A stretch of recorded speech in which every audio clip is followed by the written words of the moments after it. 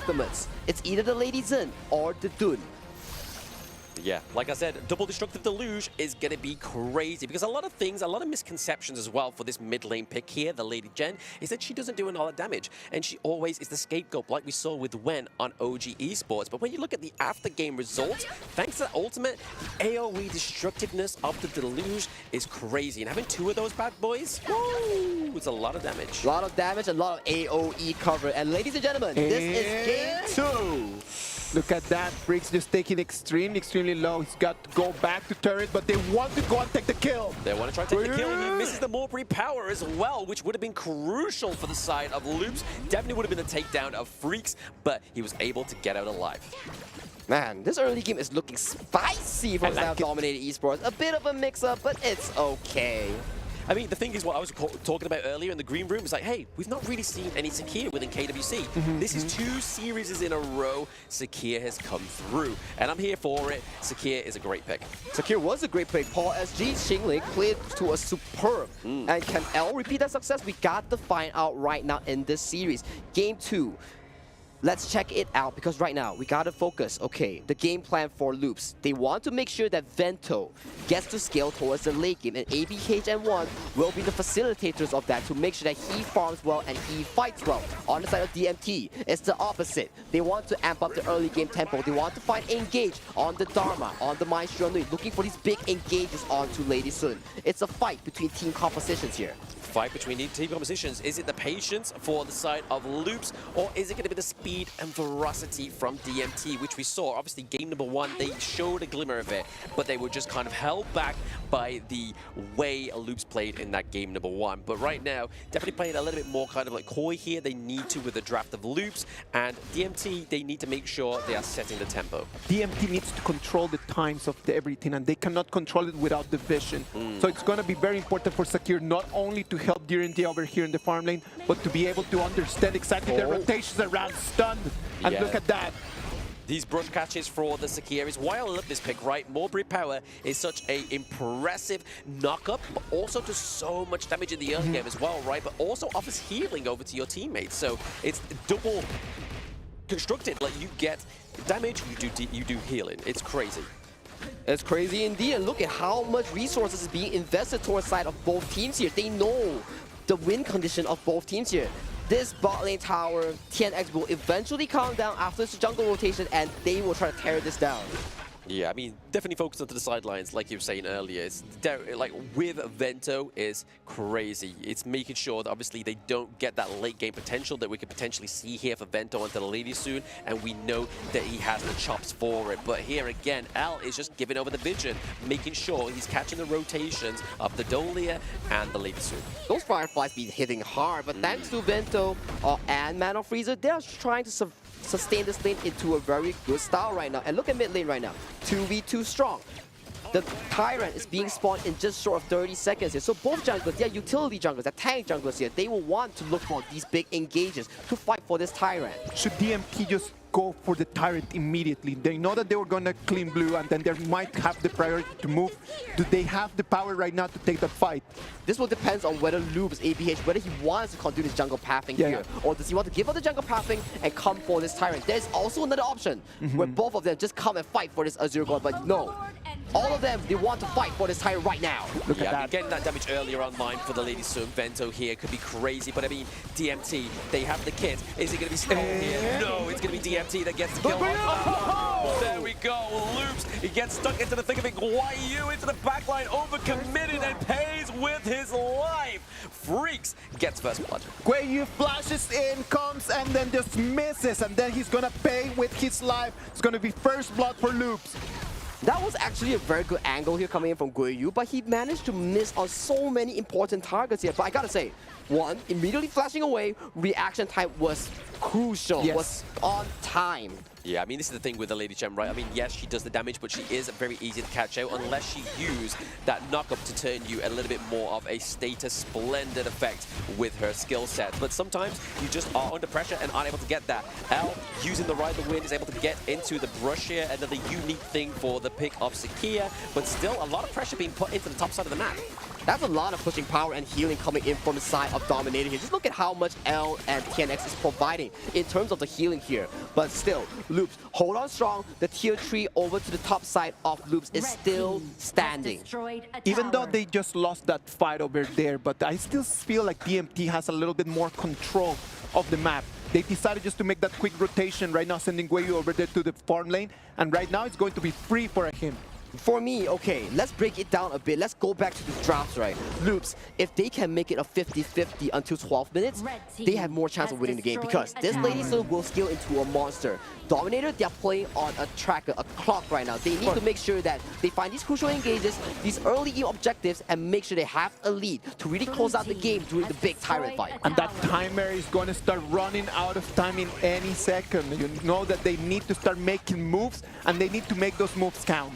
Make them all count. I mean, they are doing that exactly right. Like, they are countering and at least mirroring the efforts here of DMT, especially down to the bottom side of the map. However, they could lose this T1 into the mid lane. That big dive there, but Joel, he gets taken down, but he does get ABH with him. So 1-1 trade for now. Guayu, they have to be careful on side of Loops. He's looking for those lone stranglers.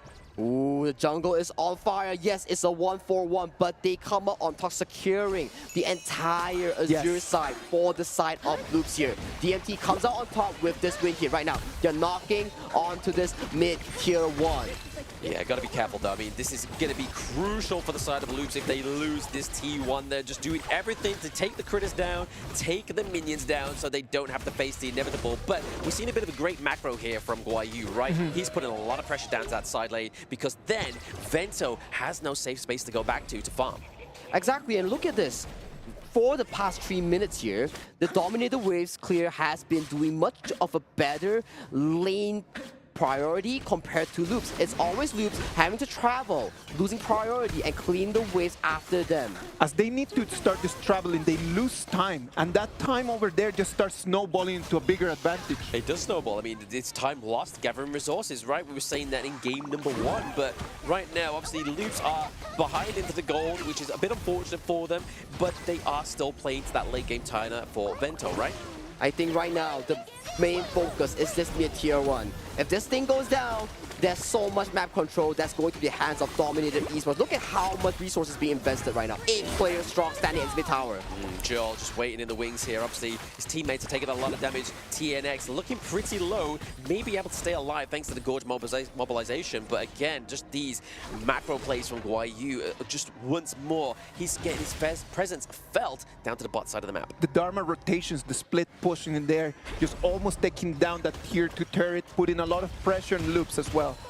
But with all that resources, Loops Freaks still comes out on top in terms of the level lead. So definitely, Freaks is also doing a decent job in making sure that he gets sufficient resource to beat this backline threat that can be so devastating in the later stages of the game. Very devastating, but what could be more devastating is another Tyrant for the side of DMT. I mean, they're already displaying they can do a lot of damage, and this is just going to give them that increase that necessarily they don't need at this point. They are taking kills from Loops. They are doing a lot of damage onto the enemy team as well. Loops cannot contest that in any way right now. There might not be a very big gap in gold, but the gap in damage right now at this moment is just too big. Loops cannot jump into a big fight.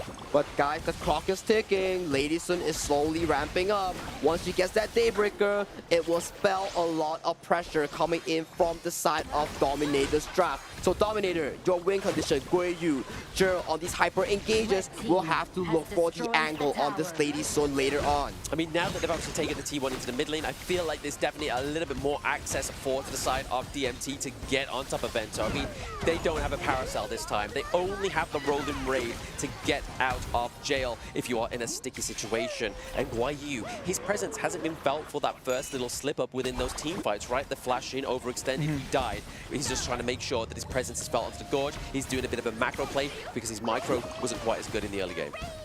It's all about these small engages, right? All these small exchanges. But that one big team fight, that will cement the lead that all these teams are looking for. 15 seconds for the Dark Tyrant, the Dark Overlord just to come in.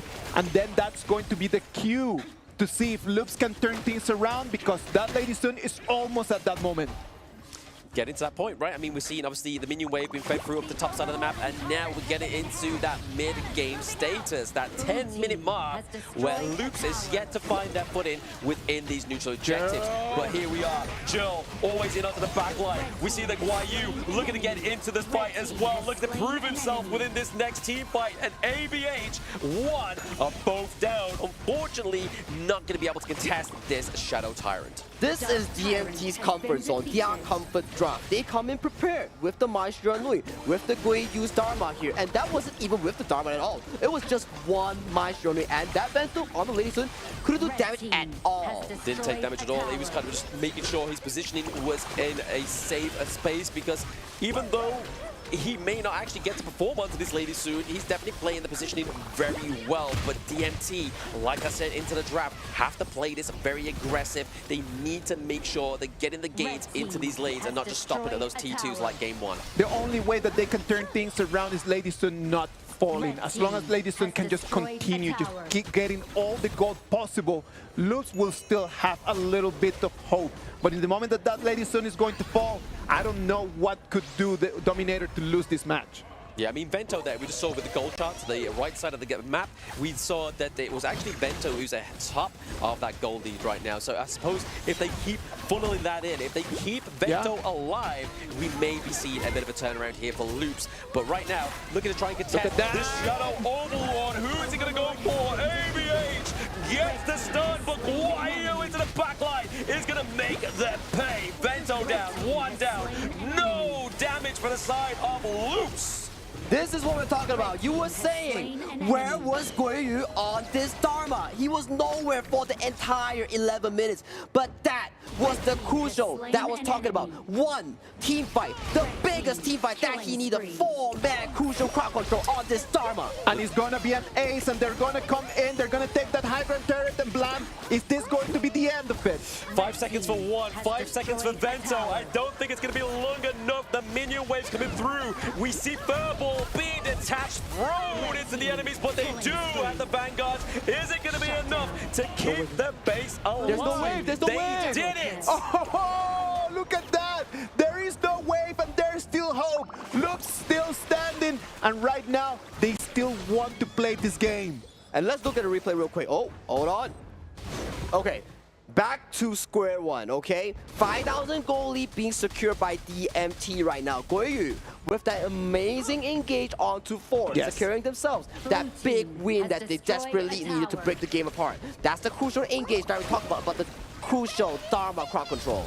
The crucial crowd control from Dharma was pretty crazy. I mean, like you were saying, his presence wasn't felt in that first team fight. He made a mistake. He got his head into the game, making pressure into these macro plays, and then he felt the time was right, and that was definitely it. But Loops able to come back from a miracle of that rush onto the top side of the map here from DMT, but they're still not looking to let Loops get a bit of a comeback. Guiyu is just a force to be reckoned, and like right now they need to keep their eyes on his rotations, because they almost closed the game in there with just one Guiyu's move.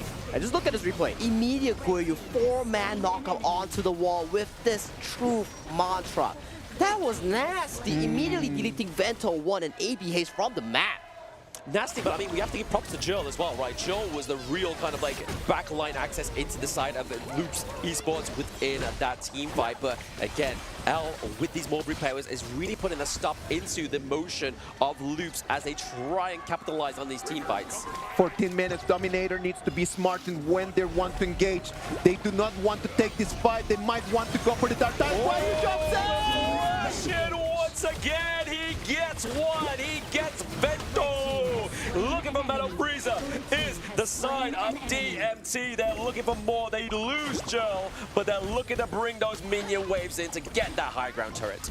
Guiyu, Guiyu, Guiyu. Another fantastic truth mantra. Look at that. Are you not amazed by this? I am amazed, but can they keep it up for once more? LABH and Fritz are doing their best, but he cannot soak that much damage into this late game. Dude is not as tanky as he should be. We have the minion waves just right now coming in slowly for the side of DMT. They need to calm down right now, because right now Loops is going to have all of their people back. They have 4 players back. The rotation from Dominator is going to be for that Dark Tyrant. Okay, they gotta play slow. We've seen before teams faltering at the high ground several times. Yeah. So now they pick the Shadow Tyrant, they recuperate, they collect the buffs, and they will look for another push, and they will look for the game-winning play right now. They have the timer set on the timer. 90 seconds right now is going to be that buff that they will have. Can they finish this game in 1.5 minutes to don't push it to the Tempest Dragon? Yeah, I mean, we've seen many teams in this situation, right, where they get a little bit too frustrated. They get to the crystal, they don't focus on the enemy team, Yeah. they try and rush the crystal, and it is a detrimental play to them. But right now, DMT with the minion waves in mid into the farm lane. Can Loops keep these alive? ABH takes a lot of damage, gets nuked down. That's one tank down.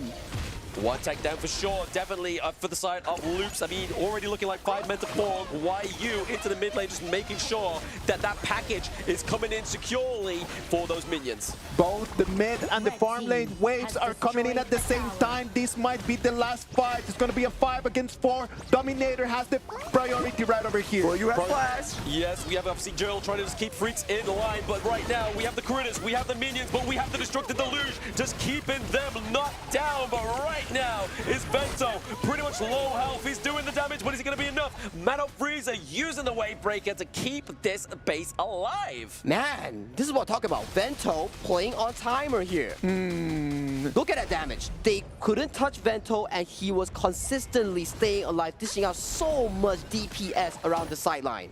They got to watch out for it, right? I mean, they are able to catch ABH in the early part of the team fights, which isn't an issue because they have the denial of the Dolia, they have the denial of the Byron as well. Okay, just check it out. Like the DPS, usually we see Lady Sun, yep, a lot of damage here, but look at the Siege Breaker here. He's going full damage, 0 defensive. If he dies once, the game is over here. That's it. He's just going, we're going to start throwing hands, and then I'm going to put you down immediately as I see you. Yeah, as soon as Vento falls, it's an issue. 1 has been falling quite frequently, 0-4, but he's been doing enough to keep the base alive for now.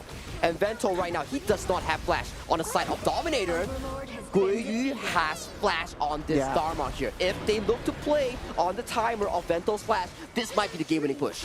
Game-winning push? I mean, this time around, the Loops do not have the Vanguards, right? So it is going to be a force against them. Speaking of forces, we have the minions rolling through into the bot side of the map. We're going to see a little bit of Loops just detract from that, the Wind Slash, keeping them from that crystal. A steady advance from Dominator. This is going to be the last push. It's going to be the first opportunity that Dominator is going to have. The Vanguards are coming in. They're all on the high ground. Stun this Freaks, and he's trying to run away. Yeah, Freaks is on the run, but we do get the Wind Slash there. He's going to keep him awake. YU actually misses, but he gets into the back line with the crystal. It's going to be DMT with game number 2. Once again, Guiyu finds it with the Dharma, with the Truth Mantra. He finds Vento. Vento is out, and the game series 1-1.